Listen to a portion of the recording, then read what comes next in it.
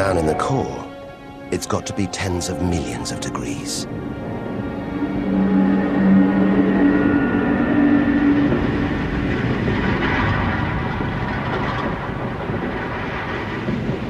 Hot enough to trigger a nuclear reaction, turning millions of tons of matter into energy every second. More than all the energy ever made by mankind. Back home, we see this energy as light, feel it as heat. But up close, there's nothing comforting about the sun. It's so full of electrical and magnetic activity, it's bursting out in these huge incandescent gas loops called prominences. Each one releasing more energy than 10 million volcanoes. You could get the Earth through one of these loops and still have tens of thousands of kilometers to spare.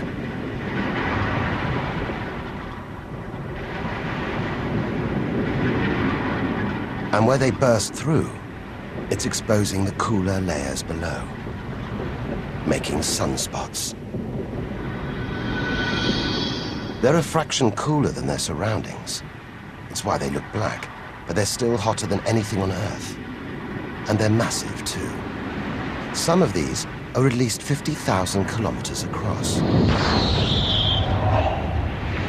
A solar flare. A superheated stream of electrified gas blasting deadly radiation out into space. But one day, all this will stop. The sun's fuel will be spent.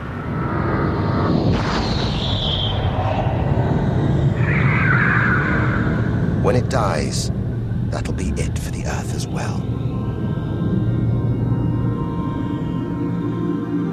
This God creates life and destroys it, demands we keep our distance.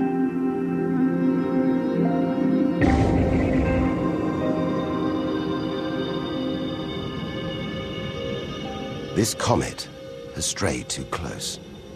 It's being boiled away by the sun's heat, creating a tail that stretches for millions of kilometers.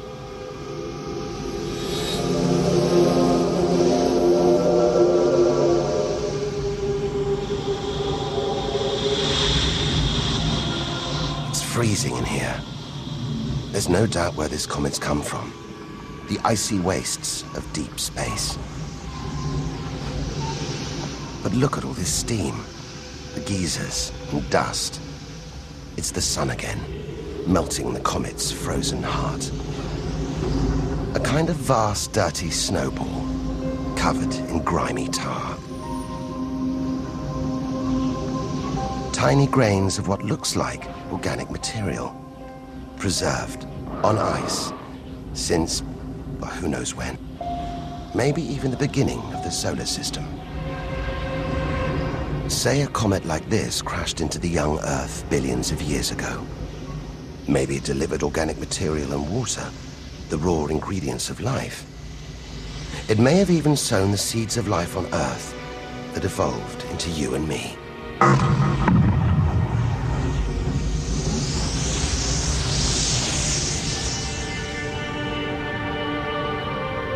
But say it crashed into the Earth now. Think of the dinosaurs, wiped out by a comet or asteroid strike. It's only a question of time.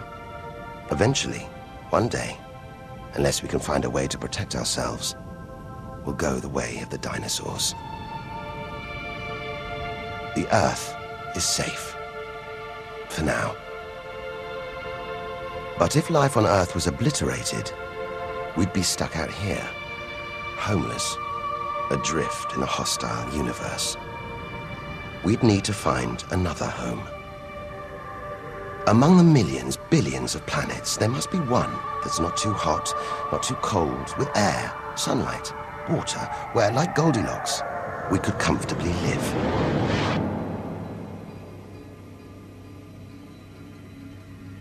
The red planet. Unmistakably, Mars. For centuries, we've looked to Mars for company, for signs of life.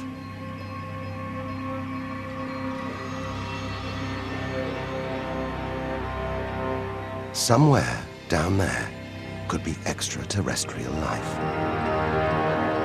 But are we ready to find it? Ready to rewrite the history books, to tear up the science books, to turn our world upside down? What happens next could change everything.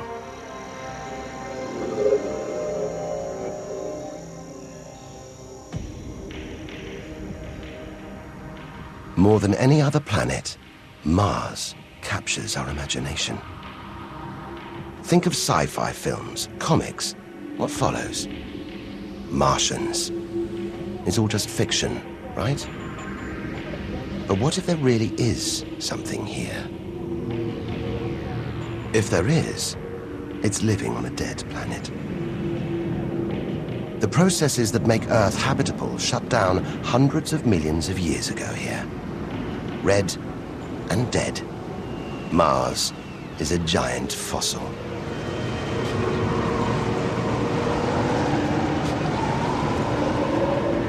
Something's alive. A dust devil. A big one. Bigger than the biggest tornadoes back on Earth. There's wind here. And where there's wind, there's air. Air that could sustain extraterrestrial life. But it's too thin for us to breathe, full of choking carbon dioxide. There's nothing to protect Mars from the sun's ultraviolet rays. And it's cold, as low as -80 degrees, freezing water in the ground, at the poles, and even in the atmosphere, as snow.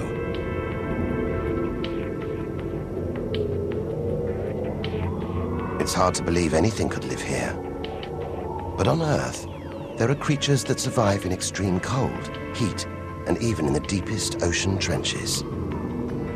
It's as though life is a virus. It adapts, spreads. Maybe we're carrying the virus of life across the universe right now.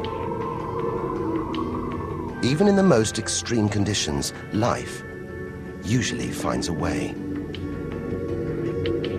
But on a dead planet, with no geological activity to replenish the minerals and nutrients in its soil, no heat to melt its frozen water, and all this dust, it's hard to see where we're going.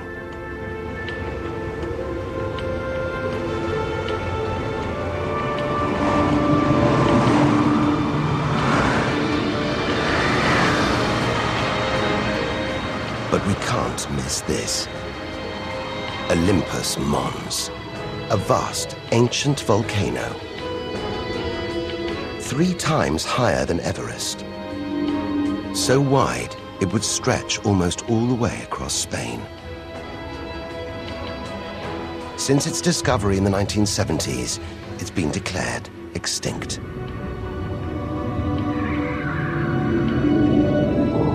It looks like there's something happening on its slopes. It's as though lava has been flowing. But any lava flows should be long dead, obliterated by meteorite impacts. Unless this monster isn't dead after all.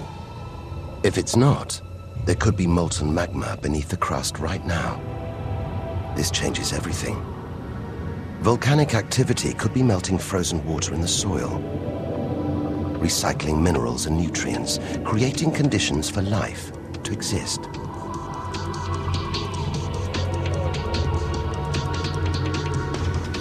This makes the Grand Canyon look like a crack in the pavement. It goes on and on. So far, it would stretch all the way across North America. But look, signs of activity, erosion, and what looks like dried up riverbeds on the canyon floor. Maybe volcanic activity melted ice in the soil, sending water flowing through this vast canyon. Activity that we now know could still be melting ice, creating water. And where there's water, there could be life. If we can find running water, there's a chance we could find living creatures. Trundling across this desolate landscape, the NASA rover Opportunity. It's finding evidence that these barren plains were once ancient lakes or oceans. that could have harbored life.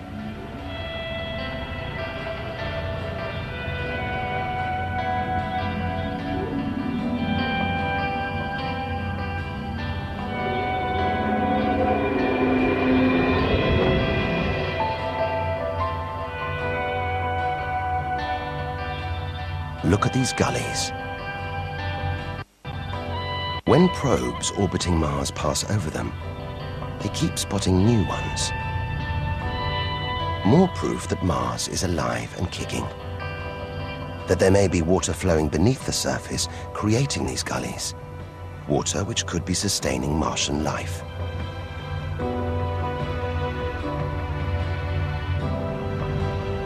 Now all we have to do is find it.